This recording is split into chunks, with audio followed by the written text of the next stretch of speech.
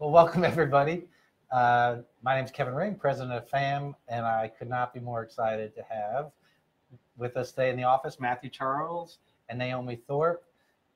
Many of you guys have been following Matthew's story like we have, and it's just an incredible story. Matthew had served 35 years, or was sentenced to serve 35 years in prison. After 21, he was let out early by a judge who made a mistake in applying the crack sentencing law.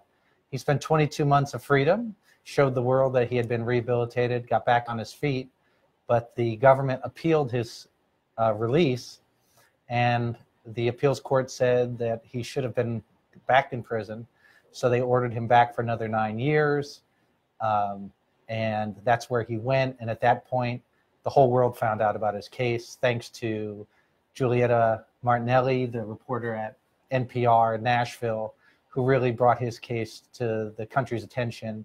And at that point, Sean Hopwood, who you know from Georgetown Law and a member of FAMM's board, took on the case and sought clemency for Matthew.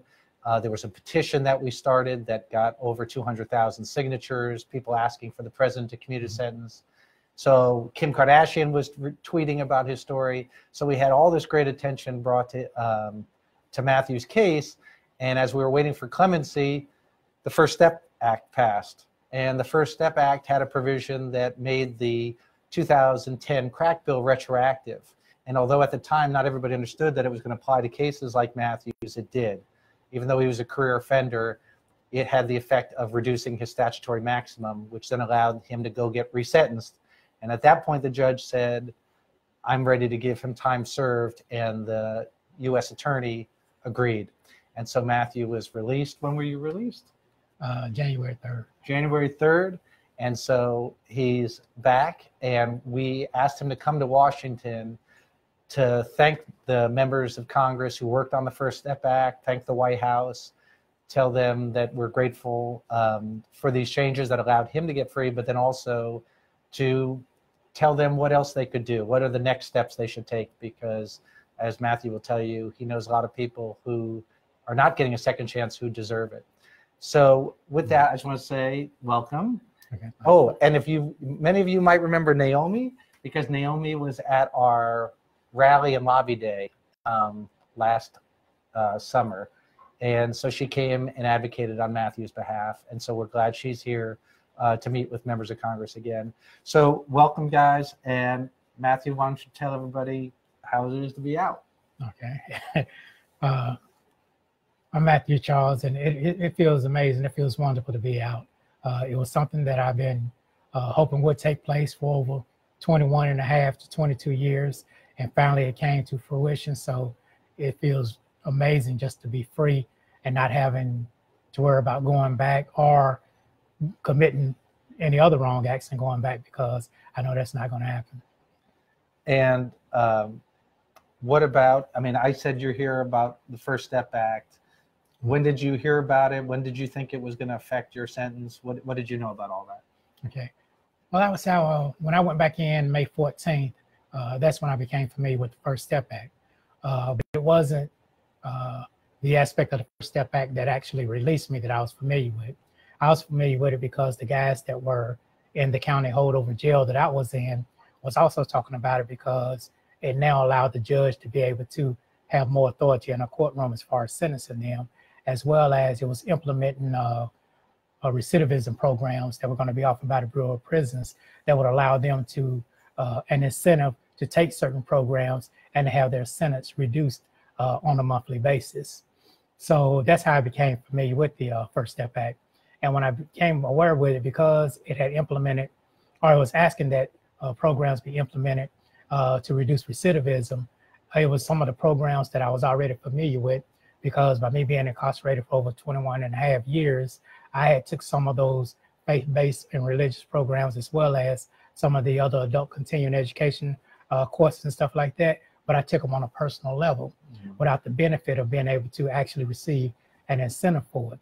So like I stated, I'd done it on a more personal level, but to hear that the First Step Act was going to allow an incentive to be there for other people to utilize it, I was happy for the First Step Act, because there are some people that just need a nudge in the right direction. to want to change or to take advantage of the opportunities that lie before them. And I believe that it gave them that little nudge or push. So that's how I became familiar with it. Then during the course of me being re-locked up for those 7 months, as you stated earlier, when you was speaking about, while we're here today, you spoke about Mr. Sean Hotwood. Well, during that same time period, I had communicated with Mr. Sean Hotwood. Miss Naomi here told me about him, as well as my public defender, Mr. Michael Holly. So when I called him, he told me to call him Mr. Sean Hotwood. And when I called him, Mr. Sean Hotwood told me who he was, and he told me that he wanted to help me. And he stated he was a Georgetown professor and had been following my situation. He also shared with me that I think he said he was coming from Knoxville and you called him, and that's the man he heard about me. But anyway, he said that at the time he was familiar with me, and he said he wanted to take the case pro bono. And I was just overwhelmed with, I couldn't believe it. It was like hearing this, that he wanted to take my case pro bono, and him telling me, his ability to present it to the president, to the meeting on my behalf. I was just happily, well pleased and things of that nature. So during that time frame, we have been hoping for a partner on clemency with the president. And the First Step Act was going through the preliminary processes. I think you stated, or somebody else stated, that it had already been into play for close to 6 months or a year, even when I had found out about it in May. And at that time, like I said, the Congress had passed it, and it was being held up in the Senate. And I didn't know, like I said, that it would be the First Step Act that actually set me free. But I just wanted it passed because it has some good things in it. And then as time got closer and closer, I was actually, to answer your question as far as when did I actually find out about the First Step Act. So I say I really found out the First Step Act like 2 weeks prior to Christmas, when I seen a news report on the news, and it stated that the First Step Act not only had the recidivism programs in it, but it allowed the judge to sentence below the mandatory minimum. It was created to kind of halt or stop the Three Strikes Act, and it allowed the changes to the sentencing guidelines in 2010 regarding crack cocaine and powder cocaine to be made retroactive for the people that were still incarcerated that didn't receive it. But at the time when I heard that, I was like, my eyebrow was raised, but I still didn't know or fully understand it. And then it was when it was actually passed by the Senate, after some changes were made, a few twerks and tweaks, and then signed by the president on January the 1st, which is New Year's Day. The officers called me up to the cage area because I was in the jail holdover, and told me that I had legal mail. So when he gave me the legal mail, I looked at it, and there was a motion in it by Mr. Michael Holly for the implementation of the First Step Act. And for it to be accredited toward me, I used on my behalf. And in it, it was a cover letter. And the cover letter stated, Matthew, I'm going to file this motion for you before the district court. And I don't know, if it'll work, but I believe that it will. He says, I also spoke with Mr. Hotwood, speaking about Sean, and told him and asked him what was his decision, or, whether it should be done or not. And he stated that Mr. Hotwood said that it couldn't hurt anything, and that he didn't have any problem with it, and that it wouldn't prevent any clemency or, pardon operations to go forth. So once he did that, he had filed it. Like I stated, I received it on a holiday, which was New Year's Day.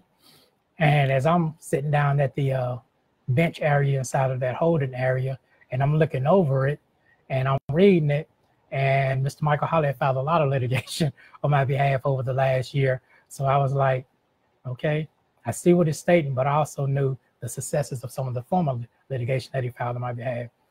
But actually, 2 days later, January 3rd, some officers came to the pod again and told me to come up to the cage area. And I came up, and they was like, you need to call your attorney.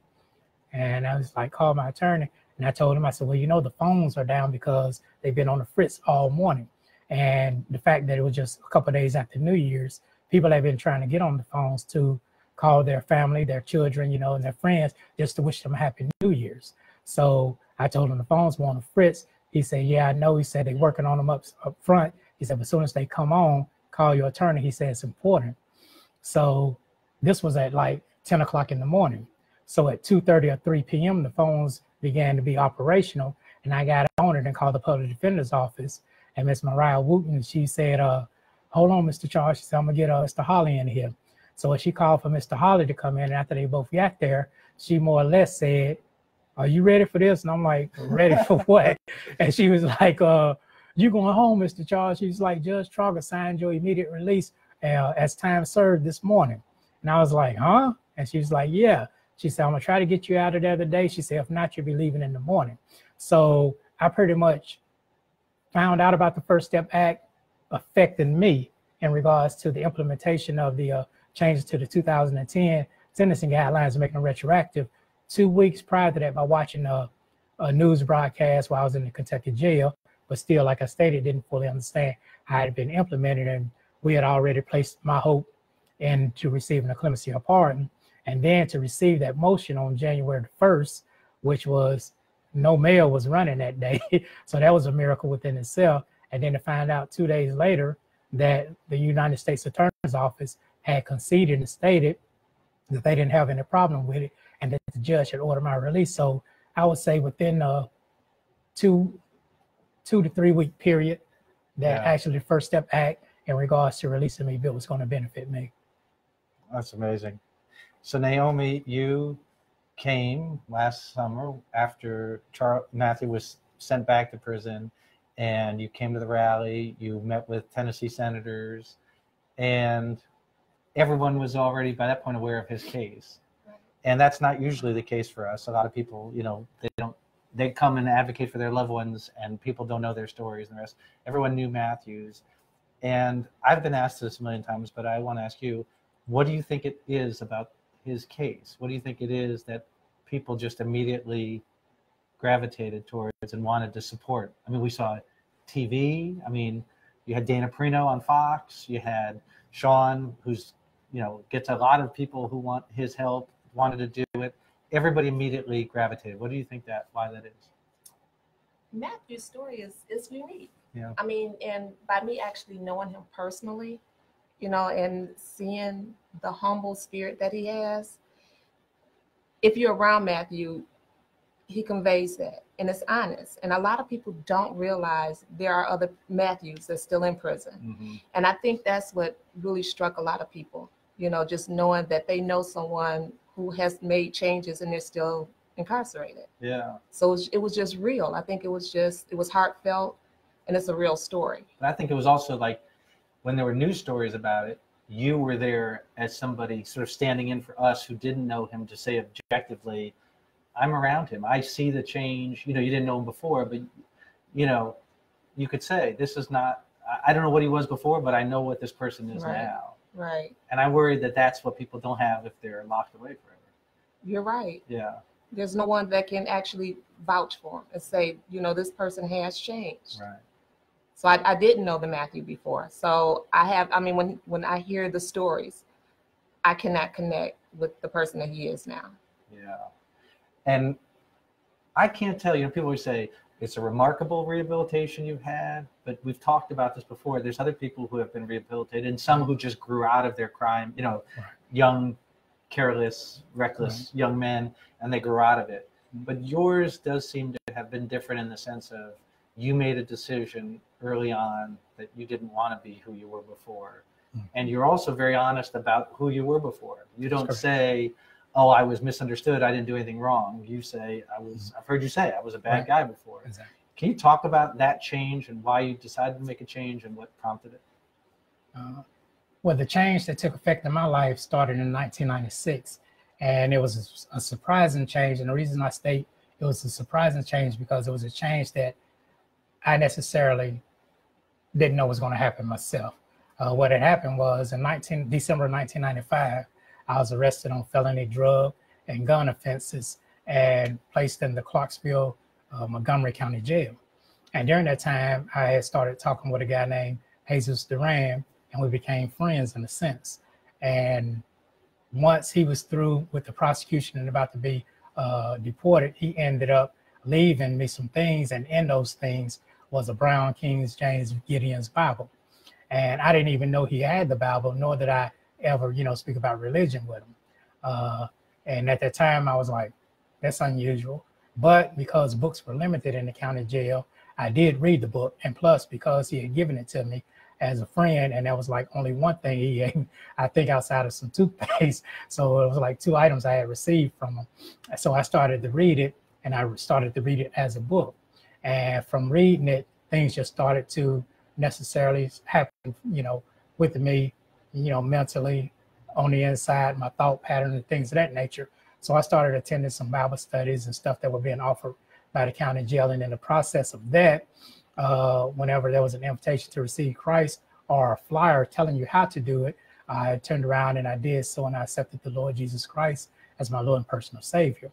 And from that point on, it was just like things just started to gradually change, or should I say, they changed over a period of time that caused me to change inwardly, which started to reflect outwardly. And everything that I'd done from that point on really came from as a result of those inward changes. And the successes, if we want to call them successes, that I had while incarcerated was due to that change that I made in February of 1996. We talk a lot about, and the First Step Act has new programming that people are encouraged to participate in, because if they do it, they can get time off their sentence or something, or get to a lower form of custody. You weren't offered any incentives for changing. You just decided to make that change. How much do you see that in other people? Do you see people at some point in their sentence, maybe not right away, decide, I was a jerk and I got to get my act together, even without incentives? Do you see people just making a change? Oh, yeah. Like I stated, I think earlier, but not on camera, there are many people in there that have changed. Some of them have changed because they've already been in there 5, 10, or 20 years or better. Then there are some that have changed just for the simple fact is they didn't realize the significance of their actions. But because of the significance of their action, they already stuck with a 36-month sentence, which is 3 years, or a 5-year sentence. But they want that second chance, or that ability to have a different a chance to show society, as well as their family or their wives or their children, that they have changed. So I have seen a lot of people change without any incentive to change. But I also know, just like both of you are sitting, one to my left, one to the right, just because I change in the middle, that doesn't change you all. And sometimes, you sitting on the right may have a worse situation than what I went through, or you just may be needing a push or a nudge to help put you in the right direction, to give you an incentive to change. So the First Step Act allows that person who wants to change, but at the same time, he's willing, he's asking himself, why should I change? Mm-hmm. I'm not benefiting from being a better guy. I'm still going to have to do the sentence that was imposed upon me, and everybody's going to still view me the same. Well, with the recidivism changes in the First Step Act, he has that encouragement to change, and he's also able to see by the passing of that bill that everybody's not going to view him the same, like he has already, put into his mental mind. If that was the case, they'd never passed the First Step Act. If Congress and the Senate didn't state that, okay, we do believe in giving a person a second chance, and we do have the ability to believe that a person can change, then that bill would have been dead on arrival. Mm-hmm.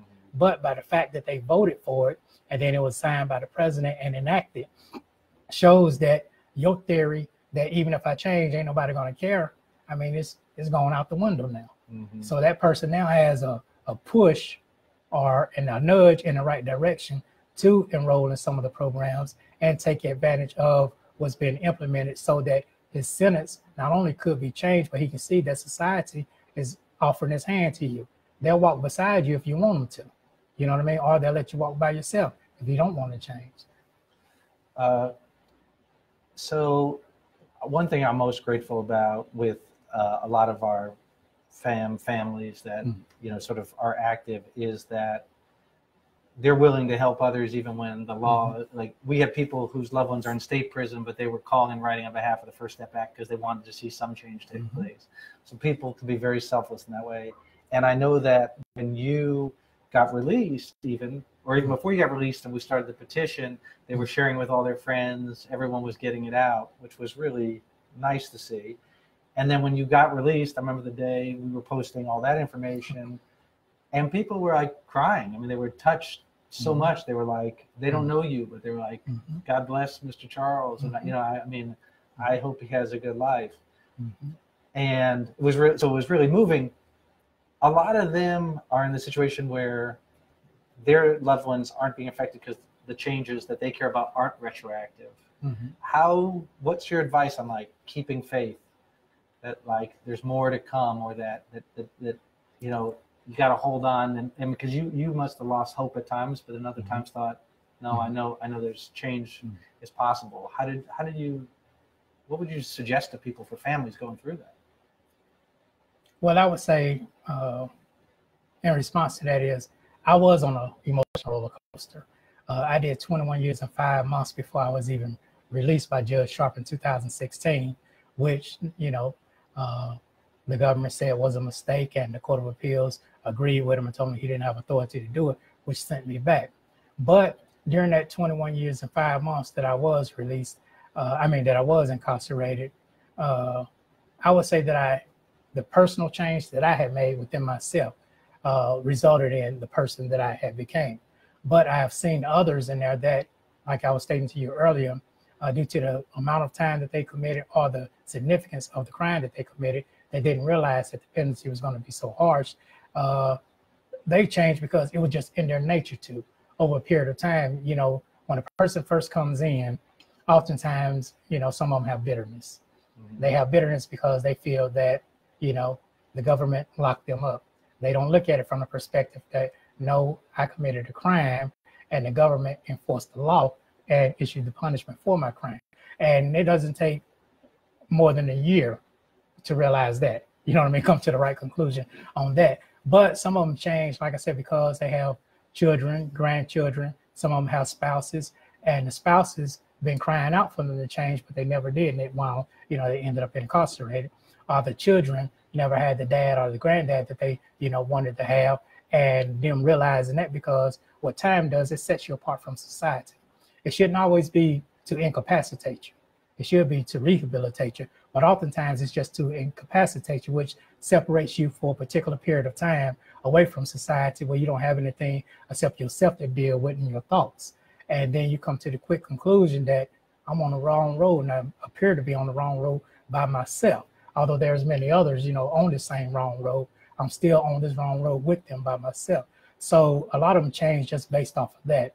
And then, as we discussed earlier, a lot of them change because they've been in a significant amount of years. And it seems like before the First Step Act came through, I do know there was like just drug related offenses where they were, I think two level reductions for drug offenses. But then you got people in there for all other kinds of offenses, and they feeling like the law is being, the changes are being biased, because why doesn't it reach them or affect them?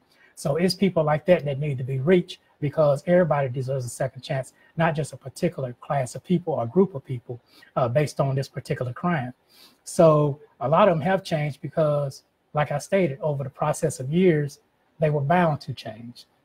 But now that they're, you know, looking at ways to implement different programs that reward a person in a sense for the change that they've made, it just shows you that, like I stated earlier, in my logic with the guy that says nobody's going to give me a second chance, or everybody's going to treat me the same way once I'm released, they said, no, we'll walk beside you if you want us to, but we'll also let you run ahead of us if you want to, and then you'll be out there on your own again.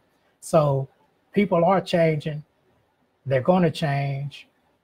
I think society can benefit from those changes by making some changes themselves, as far as the implementation of, like I said, second step, a third step, and so forth, trying not only to just reach a particular class of people, but all those that are incarcerated, because unless a person has a life sentence or a death sentence or don't die while incarcerated, they're going to be released back into society.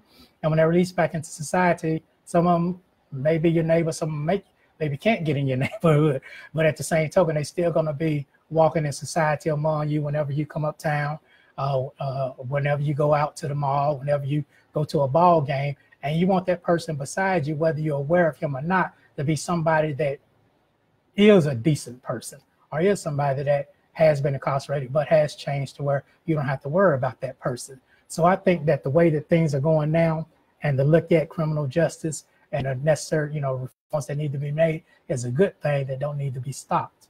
And I believe that it can reach more people, including, like I stated, those people that it hadn't reached so far. Yeah, That's well said.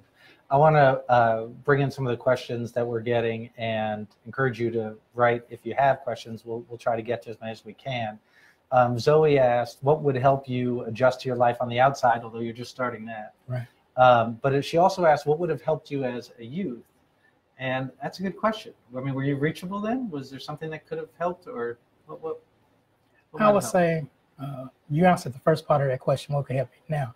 I'm just being released. I got to get reestablished because I had to give up those things that I had prior to going back. But that's understandable because I had to go back to prison. But, you know, my happy response to that is at least I get to start 10 years early than I would have to get those things back. But when the question was also asked, second part of it, what could have helped me as a youth, I would say, and I don't like to put in, you know, blame myself, I take accountability for my own actions, but I was raised in the projects. I was raised by parents or a father who was very, very strict and hard. And so I would say, I don't think much, unless those things would have been able to change, would have shifted me from actually ending up becoming the person I was, or a softer version of that person, which was still horrible. So I can't say what could have helped me as a youth to change that, because we can't choose what families we're born into. If your family is poor when you're born, you know, you're poor too. But so I would say that would be my response to that. But as I look at it from a 52-year-old man perspective, and I know that the things that were taking place in the 60s with my father and the things that he was doing in the household ain't happening nowadays.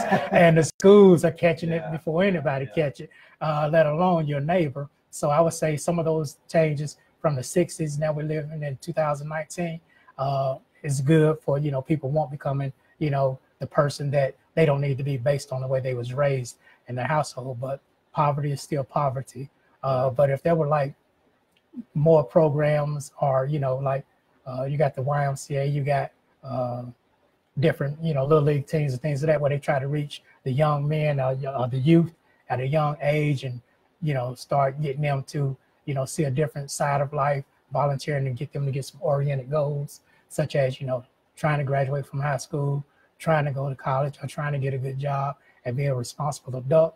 I think if they can reach some children at the age of 12, 13, or some young men at that age, the more programs geared at doing that, the better for society, I would say. Yeah, that makes sense. Dorothy asked, how's your life changed after release, and has it been difficult? Well, this is your second release. So maybe talk about the earlier one too, because that was, you had 22 months. What was that like when you came out the first time? Okay. And how did that work?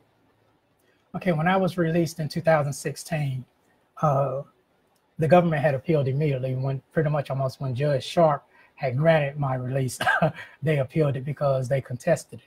So when I was released then, I think I've stated beforehand, there was like a dark cloud hanging there, because I knew that the possibility, even though I wished it wouldn't have, the possibility was there for me to return back to federal prison, which eventually I did. But I was still released. I was happy to be able to be free, to be able to get a job, to be able to get an apartment, to be able to get a truck. So I benefited from that release. Now, once I was ordered to go back, of course, I had to give up the apartment. I had to take the truck back to the dealership. And the funny thing is, the people at the dealership, I was considered friends of mine. They were like, oh man, we hate this. We was like, we hate your situation, because they had heard about it as well from the news and everything. She was like, but, you know, all we can do is what we can do.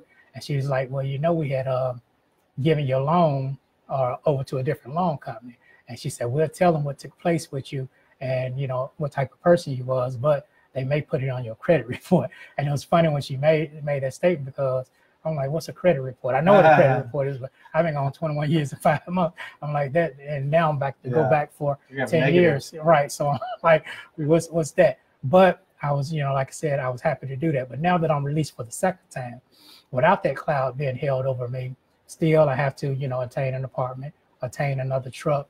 And I'm able to do this, like I stated earlier, 10 years earlier. So I would say now there's more of a peaceful I would say, feeling within me as well as hanging over me, because I don't have the threat of going back because I was let out wrongfully or in error. So I would say my release this time is completely more peaceable and more suitable for me than the first time.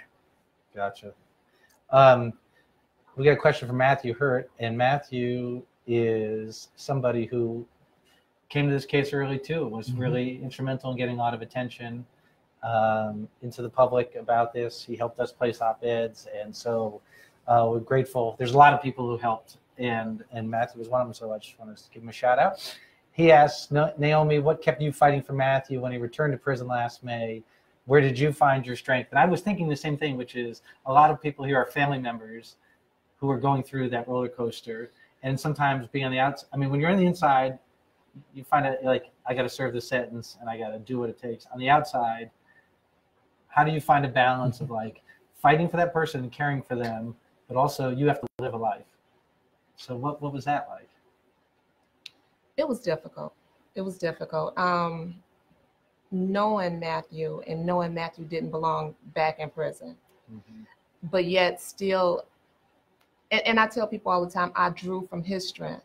I mean, knowing for 2 years of being free, almost 2 years, and his demeanor about the situation, I couldn't help but to fall in. You know, I mean, not once did he have a negative attitude or hostile about the situation. For the time that, you know, we spent together, it was always, you know, we just enjoyed our time together. You know, it was just still, we just went through it. And it actually didn't sink in that he actually had to return to prison until we went to return his truck. That's when it really hit me, you know, that this is really happening. I mean, when I first met him, he told me of the situation. I just kept thinking, okay, I'm spending time with you, and there's no way they can put you back in prison when you're not doing anything. You know, I mean, I think you went through a yellow light one time, and, you know, he was just like, you know, for a yellow light, and you know, and he was very conscious of telling me, you know, do everything the correct way, you know, you're coming up on a yellow light, you know, just everything was just so by the book. And then, you know, I'm just steady thinking it's not going to happen. I mean, you know, the judge didn't even want to send me back. You know what I mean? So it was just, you know, I just couldn't accept that he was going back. But then when we went to turn the truck in that day, it just really dawned. I actually became depressed, you know, that day. But yet I'm still trying. We went out that night, and I'm still trying to remain in his steps, you know, with this okay attitude about everything. But it wasn't okay. That day it just really hit me. Yeah. And I mean, throughout this whole ordeal, you know, with him and I still communicating, even while he was in prison, we just stayed positive. You know, you're not going to stay. I mean, you know, the president is going to pardon you. It's going to be okay, you know. Right. And I mean, that's all you can do. And I mean, that, you know, that's what families need to just remain supportive, regardless of that dark cloud. Just remain supportive. But how did you balance that, though, being supportive, being heartbroken and worried about him, but then you've got a life to live? How do you compartmentalize that? Even with Matthew coming into my life, I mean, he opened up a part of me with Christ, you know, and I mean, I prayed about the situation, and I knew, you know, that Matthew wasn't going to go back for 9 years. I knew it, you know, so I mean, that was just something that I learned, you know, from being around Matthew, to believe. Yeah. And we believed, and here he is. Yeah, I always wonder about that, like whether it's just a moral victory, but knowing that everyone else thought it was so wrong, whether that brings some comfort that, like, okay, it's not me, I'm not crazy. You know, it's like the judge, Kim Kardashian, you know, everyone thinks this is ridiculous. And whether that just brings a little bit of comfort that, one, you're not being forgotten, and two, that you're not this horrible person.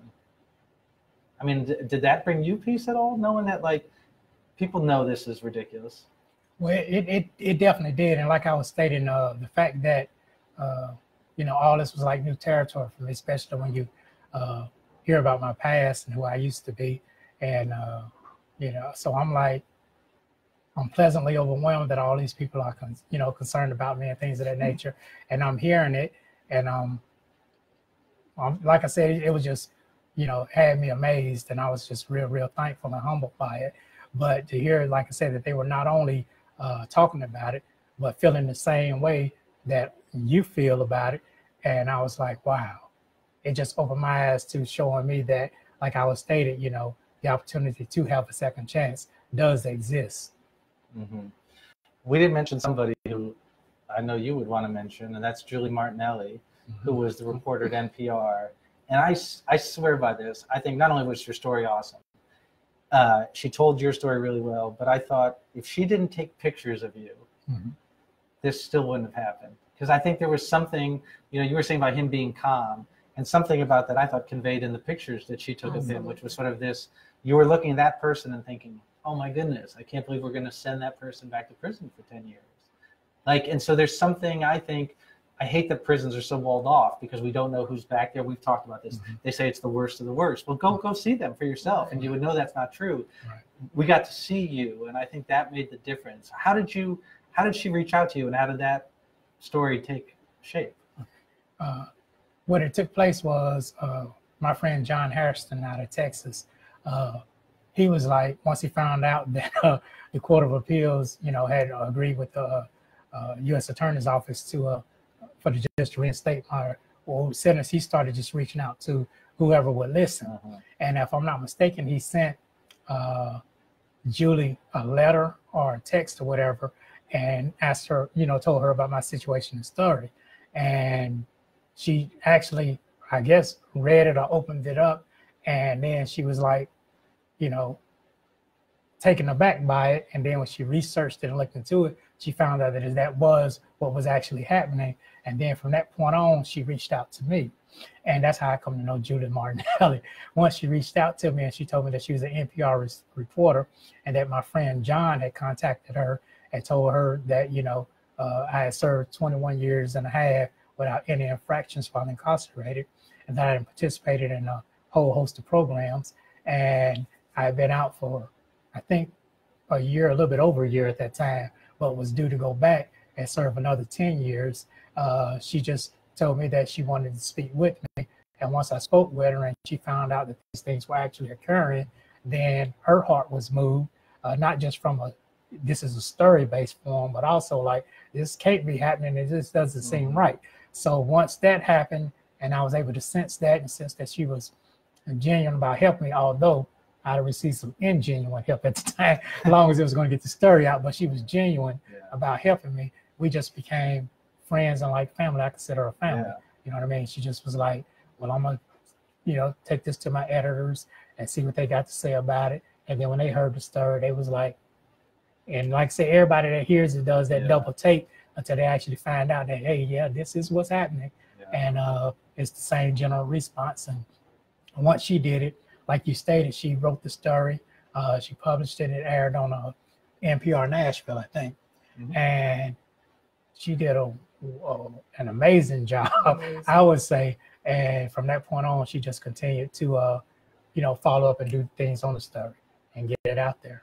Yeah. Well, I mean, it just shows what good reporting can do. I mean, a lot of times we have these compelling stories and we want people to write about them, and it's hard to get them convinced to do it. But that was one where it made all the difference. I mean, I think she's as responsible as anyone for you being out. Absolutely. Anybody, we're going to go to the Hill and meet with senators and lawmakers and thank them for, I mean, we want to sure they get this step. What would you say are some next steps that they should take? What should Congress be thinking about additional reforms? I would say, I think I spoke with you as well. I'm still concerned about how once a person is sentenced, that since it's talking about the federal sentencing guidelines or the federal system itself, I would say the fact that a person within that first year of their incarceration can be sent to the other part of the United States because they can see to any state in America. And most times that person is coming from a poor, you know, upbringing and family, and his family doesn't have the means to go visit him and bring the children as well, if he have children, all the way to a place like California, Colorado, when he stay over here in North Carolina or in Tennessee. So I think, even though, like I said, the First Step Act does speak about closing that gap between family ties, trying to get them to be as close to their families as possible, giving them more phone time to, keep up the communication with them, as well as visiting time, as well as asking, the courts or the Bureau of Prison who does the designation to try to get that person as close to family as possible. I think that it is crucial within that first year, because like I stated, I think in one of my other conversations with somebody, that's like the developing stages to test a relationship, not only with your spouse or your girlfriend, but also with your children. Because when you're sent away for that first year and you have no control over where they send you, it's wherever they designate you to. And you say, for instance, from Nashville, Tennessee, and they send you to Colorado within that first year, and you already got a sentence that's going to separate you from your family for 10 years or greater. Now you got a distance that's also going to play a part on that.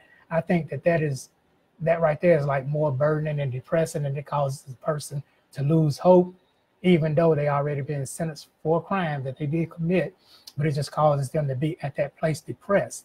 And the thing about the Federal Bureau of Prisons that most people are unaware of is you have to be at.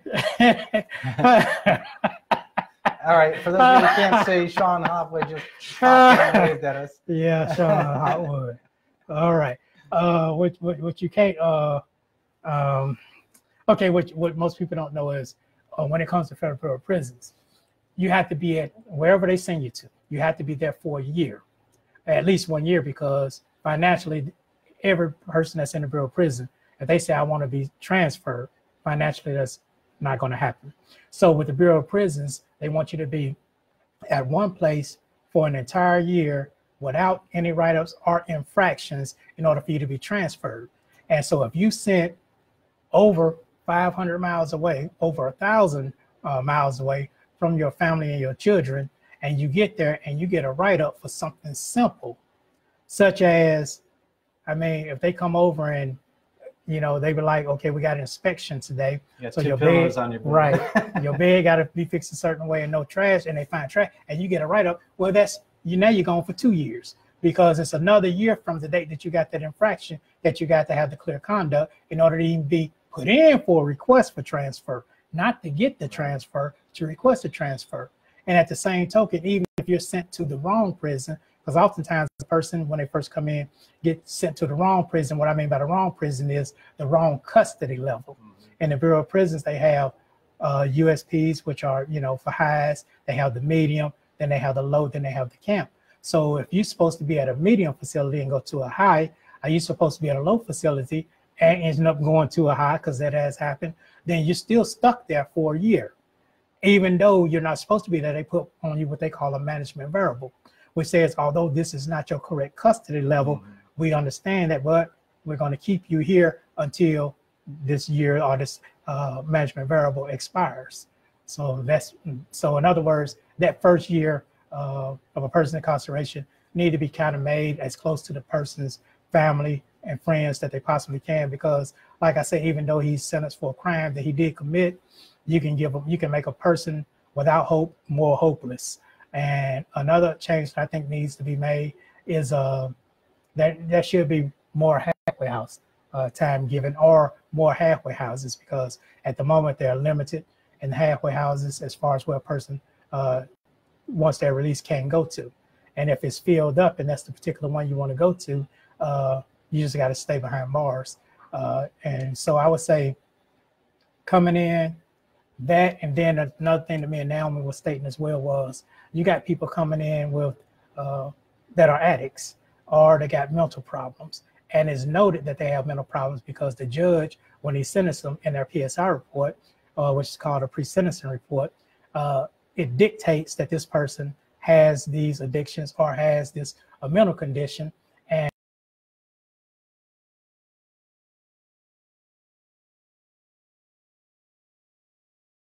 prison sees you with that incarcerated period, and they send you there, and although you got to go through a psychic evaluation, because that's part of your intake, all they're going to do is just bring you in there, talk to you. They're going to note that this is in your PSI report, and they're going to tell you to come back, and then 9 out of 10 times they put them on what they call a pill called Thorazine. So you got this person running around the compound with people that has life sentences, 20 years, 10 years, and this person has a mental problem for real. It's just, he's more prone to, I hate to say get in the way because he has a right to be anywhere that he has, just like the next person, but he's in the way more so because he's not right up here, and that puts him in a situation to where he's able to get hurt or harmed. And I just feel that because the Bureau of Prison has I think it was enacted by President Clinton when he was in office, it states that if you don't have your high school diploma or GED equivalency, once you come into federal prison, you have to, it's mandatory that you start taking GED classes to attain that. Well, I think it should be mandatory for the person that has an addiction or a mental condition to be in programs that address those addictions or that condition. So that needs to be made mandatory also. If the person that doesn't have a GED or high school diploma, it's mandatory for him to attend classes to get that. Mm-hmm. All right, well, I think that's it for time. And I just wanted to say, again, to everybody, thank you so much, not only sort of for following FAMM, being part of the organization, giving us your feedback, but in particular, thanks for all the help that you all gave in this particular case.